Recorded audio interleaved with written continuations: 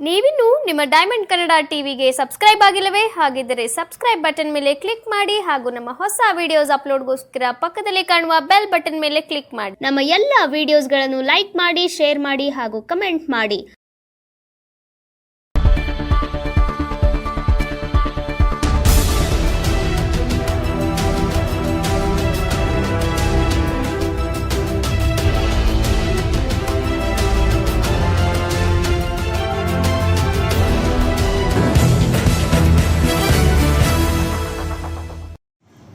ಮಂಡ್ಯ ಜಿಲ್ಲೆ ಮದ್ದೂರು ತಾಲೂಕಿನ ಕಾಡುಕೊತ್ನಳ್ಳಿ ಗ್ರಾಮ ಪಂಚಾಯತಿ ವ್ಯಾಪ್ತಿಯಲ್ಲಿ ಬರುವ ಸರ್ವೆ ನಂಬರ್ 466/12 ಡಾಕ್ಟರ್ CS ಕಾಂತರಾಜ್ರವರು ನಮಗೆ ಬರಬೇಕು ನಮ್ಮ ಆಸ್ತಿ ಎಂದು ಶಿವರುದ್ರಯ್ಯನವರು ಕಳೆದ 60 ವರ್ಷಗಳಿಂದ ವಾಸವಿದ್ದ ತೊಟ್ಟಿ ಮನೆಯನ್ನು JCB ತಂದು ಮನೆಯನ್ನು ನೆಲಸಮ ಮಾಡಿರುವ ಗಾರುಣ್ಯ ಘಟನೆ ಕಾಡುಕೊತ್ನಳ್ಳಿ ಗ್ರಾಮದಲ್ಲಿ ನಡೆದಿದೆ.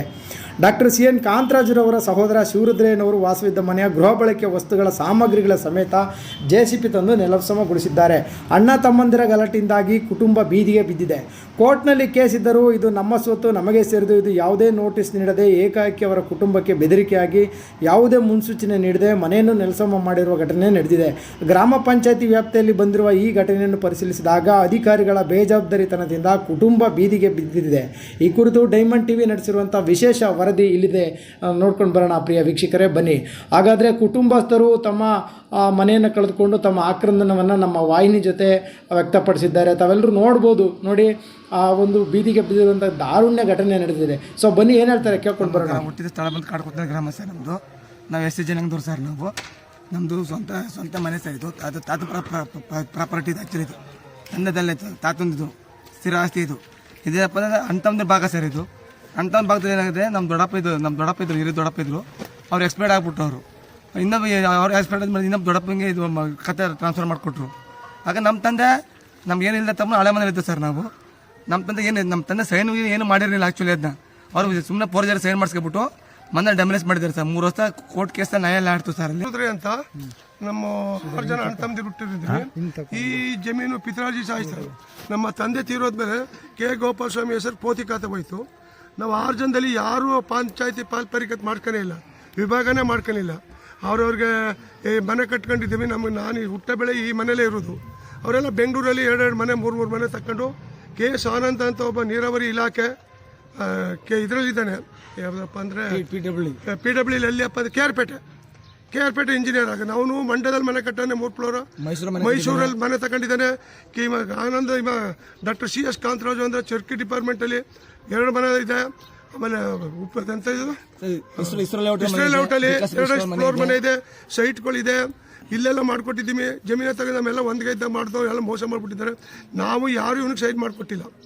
ಯಾರಿಗೆ? K. ಗೋಪಾಲ ಸ್ವಾಮಿಗೆ.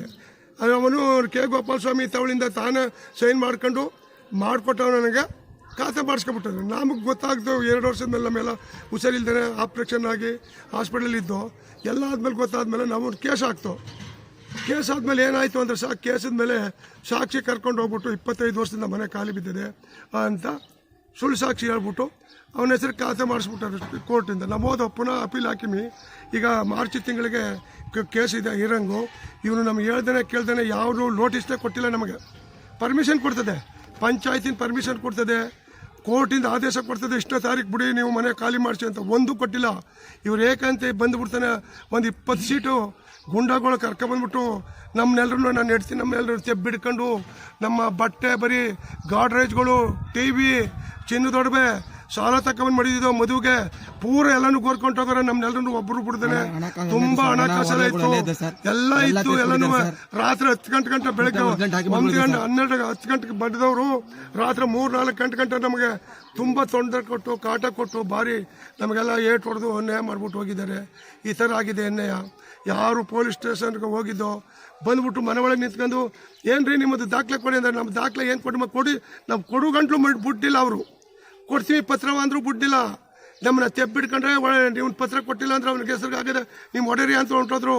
ಕಾಳುಮುದ್ದಿನ ದೊಡ್ಡ ಭಾರತೀಯ ನಗರದ ಸರ್ಕಲ್ ಇನ್ಸ್ಪೆಕ್ಟ್ರು ಪೊಲೀಸ್ನವ್ರು ಕರ್ಕೊಬಂದು ನಮ್ಗೆ ಏಕಾವತ್ತಿಂದ ಅಲ್ಲಿ ಗಂಟೆ ಸುಮ್ಮನೆ ನಿಂತಿದ್ದು ಅರ್ಧ ಹೊಡೆದ್ಬಿಟ್ಟು ಇವ್ರು ಯಾವಾಗ ಬಂದು ಹೊಡೆದ್ಬಿಟ್ಟು ಹೋದ್ರು ಪುನಃ ಶುರುವಾಗೋಯ್ತು. ಹಿಡ್ಕೊಂಡ್ರೆ ಅವ್ರೆಲ್ಲರೂ ಕಟ್ಟಾಕಂತ ಹೊಡಿರೋ ಅಂತ ಹೇಳ್ಬಿಟ್ಟು ಕಾಂತರಾಜು, ಅವನ ಹೆಂಡತಿ ಮಂಗಳಗೌರಿ, ಆದಿತ್ಯ ಅನ್ನೋರು, ಮತ್ತು ಇನ್ನೊಬ್ಬರು ಲಾಯರ್ಗಳು, ಮತ್ತು ಇನ್ನೊಬ್ಬರು ಡಾಕ್ಟ್ರು ಎಲ್ಲ ಇಂಜಿನಿಯರ್ಗಳು ನಾವು ಇವನ್ ನೇತೃತ್ವದಲ್ಲಿ ಬಂದಿದ್ದೀವಿ, ನಿಂದೇನು ಇಲ್ಲ ಅಂತ ಬಂದು ನಮಗೆಲ್ಲ ಭಾರಿ ತೊಂದರೆ ಕೊಟ್ಟು ನಮಗೆಲ್ಲ ಮನೆಗೆ ಹೋಗಿ ಜಾಗ ಇಲ್ದಾನೆ, ಬಟ್ಟೆ ಇಲ್ದಾನೆ ಒದ್ಕೋಕೆ, ಬಾತ್ರೂಮ್ಗೆ ಹೋಗೋಕ್ಕಿಲ್ದಾನೆ, ಕುಡಿಯೋ ನೀರು ಇಲ್ದಾನೆ ನಾವೆಲ್ಲ ಬಿಸಿಲಲ್ಲಿ ಒಣಗಿ ಕೂತೀವಿ.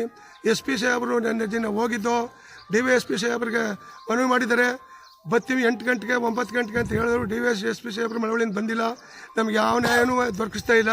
ನೋಡಿ ಎಲ್ಲ ಇಲ್ಲಿ ಕೂತಿದ್ದೀವಿ, ನಮ್ಮ ಮನೆ ಏನಾಗಿದೆ 8 ಕಂಬದಟ್ಟಿ ಮನೆ ಎಲ್ಲನೂ ಹೊಡೆದು ಚೂರಾಗಿ ಒಳಗೆ ತಗೋ ಬಿಸಾಕಿದ್ದಾರೆ. ನಮ್ಗೆ ಗಾಡ್ರೇಜ್ ಇಲ್ಲ, ಬಟ್ಟಿಲ್ಲ, ಬರೀ ಇಲ್ಲ. 1.5 ಕೋಟಿ 2 ಕೋಟಿ ರೂಪಾಯಿ ಎಲ್ಲ ನುಚ್ಚು ನೂರಾಗಿದೆ. ಬಾಳುದು ಎಲ್ಲ ಹೊತ್ಕೊಂಡು ಹೊರಟೋಗಿದ್ದಾರೆ ಎಲ್ಲನೂ ಪೂರ. ಇಷ್ಟು ಕೆಲಸ ನಡೆದಿದೆ ಸ್ವಾಮಿ, ನಮಗೆ ಯಾರೂ ನ್ಯಾಯ ದೊರಕಿಸ್ತಾ ಇಲ್ಲ. ಪೊಲೀಸ್ ಸ್ಟೇಷನಲ್ಲಿ KM ದೊಡ್ಡಿಲಿ ಯಾರು ನಮ್ಗೆ ಈ ಅನ್ಯಾಯಕ್ಕೆ ಯಾರು ನಮಗೆ ಸ್ಪಂದಿಸ್ತಾ ಇಲ್ಲ. ಈ ಥರ ಅವ್ರು ನೋಡ್ಬಿಟ್ಟು ನಮ್ಮ 3 ಜನ ಯಾರು ಕೂಡ ಮುಟ್ಟಕ್ಕಾಗಲಿಲ್ಲ. ನಮ್ಮ ಊರಿನವರು ಅವ್ರು ಬಂದಿರತಕ್ಕಂಥ ಜನಗಳನ್ನು ಯಾರು ಅವ್ರು ಹಿಡ್ಕೋಕೆ ಆಯ್ತಿರ್ಲಿಲ್ಲ. ನಾನು ಹೆಣ್ತಿನೂ ನನ್ನ ತೆಪ್ಪು ಹಿಡ್ಕೊಂಡು 4 ಮಕ್ಕಳು ಎಲ್ಲ ನೋಡ್ತಾ ಕೂತಿದ್ದಾರೆ. ನಾವು ತುಂಬ ಕಷ್ಟದಲ್ಲಿದ್ದೀವಿ. ನಮ್ಮ ಬಾವರು ಬಂದು ನಾವು ಯಾರು ಇಲ್ಲದೆ ದೊತ್ತಲ್ಲಿ ಬಾಗಿಲೊಡೆದು ನಮ್ಮ ಮನೇಲಿ ಸಾಮಾನೆಲ್ಲನೂ ಲೂಟಿ ಮಾಡಿ ತಗೊಂಡೋಗಿ ನಾವೆಲ್ಲ ಮದುವೆಗೆ ಹೋಗಿದ್ವಿ.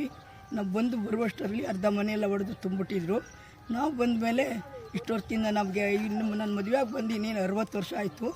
ಅಲ್ಲಿಂದ ನಾನು ಇಲ್ಲಿವರೆಗೂ ಇದೇ ಮನೆಯಲ್ಲಿದ್ದೀನಿ. ನನ್ನ ಮೈದಿರು ಎಲ್ಲ ಹೊಟ್ಟೋದ್ರು, ನಮ್ಮ ಬಾವದಿರು ಎಲ್ಲ ಹೊಟ್ಟೋದ್ರು. ನಾನು ಇರೋದು ಈ ಮನೆಯಲ್ಲಿ ಒಬ್ಬಳೇ. ನಾನು ಈ ಮನೆಯೆಲ್ಲ ಕೆಟ್ಟಿಸ್ಬಿಟ್ಟು ಹೋಗಿದ್ರು, ಎಮ್ಮೆ ದನ್ನೆಲ್ಲ ಕಟ್ಟಾಕಿ ಎಲ್ಲ ಕಿತ್ತೋಗಿತ್ತು.